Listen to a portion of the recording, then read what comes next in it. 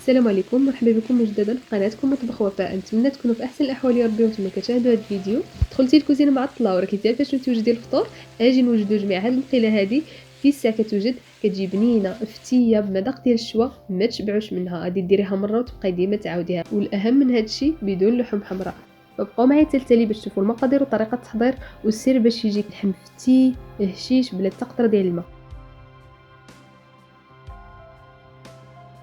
عندي هنايا واحد الكميه ديال الفخذ ديال اللدان مقطع على هذا الشكل.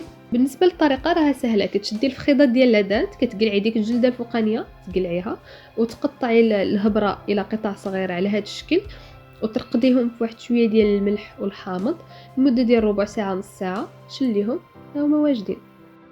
وبالنسبه للتتبيله غادي نحتاج واحد شويه بصله محكوكه، واحد شويه ديال الربيع مقطع، قزبر معدنوس، شويه ديال الملح، خرقوم وسكينجبير.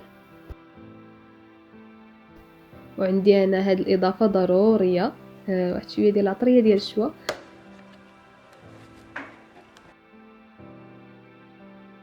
عندي هنايا شويه ديال صلصه الطماطم، كما ممكن تعوضوها بواحد نص معلقه صغيره ديال مركز الطماطم وواحد الخويط ديال زيت الزيتون. صافي كنحركو كلشي مزيان مزيان. شكون بحالي كيبغي يخدم يدو في كلشي.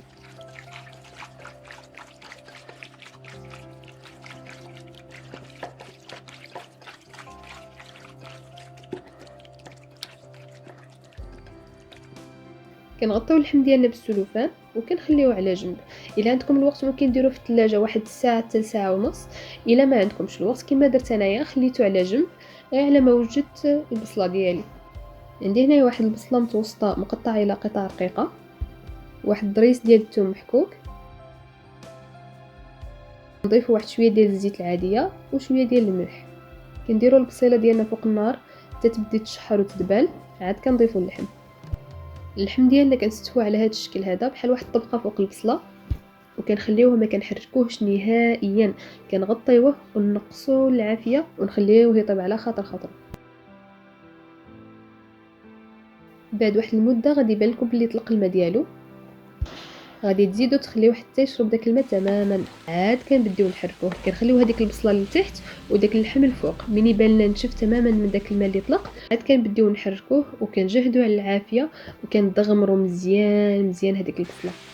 وخليكم معايا في الفيديو الجاي ان شاء الله، غادي نوجدوا جميع واحد المملحه بهذه المقيله هذه كتجي اكثر من رائعه. وكيكون هذا هو الشكل النهائي ديال المقيله ديالنا. انا هنايا زينتها بواحد شويه ديال الربيع مقطع، نتوما ممكن تقدموها كما بغيتو.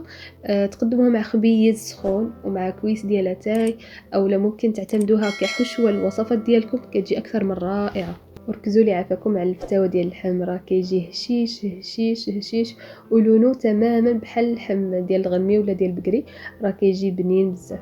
ونقول لكم تبقاو على خير.